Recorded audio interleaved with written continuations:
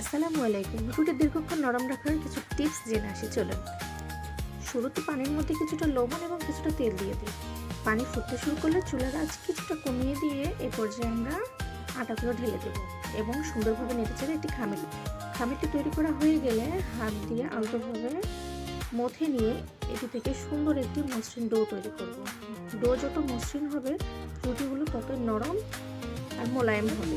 এরপর ছোট ছোট লেচি কেটে নিই, একটি করে তুলে নিয়ে বাকিগুলো ঢেকে রাখি। ছোট ছোট গোল শেপ দিয়ে সুন্দর আকৃতির রুটিগুলো বেলে নিই। রুটি বানাতে বানাতে আমি আমার ছোট দুটি রাজপুত্রের জন্য দুটি পুতুল রুটি বানিয়ে নিলাম।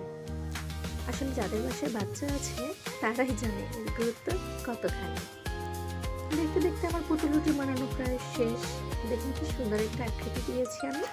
এরপর ভাবলাম চোখগুলো নিয়ে কি করা যায়। ওমা, ভাবতে ভাবতে কি সুন্দর একটি ফুল তৈরি করলাম। রুটি তৈরির ফাঁকে যদি এরকম ছোট্ট কিউট গোলাপ ফুল বানানো যায় তাহলে আর মন্দ কিসে। এবার ফুল দেখা বন্ধ করে চলো রুটিগুলো ভেজে নেওয়া যাক।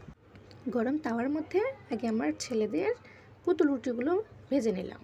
তবে সাবধান, রুটির আশেপাশে কখনোই এই বজ্জাত মাছিদের অ্যালাউ করবেন না।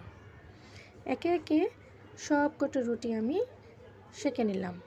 আমার দেওয়া টিপস অ্যান্ড ট্রিক্স ফলো করলে আপনিও নরম তুলতুলে এবং মোলায়েম রুটি বানিয়ে নিতে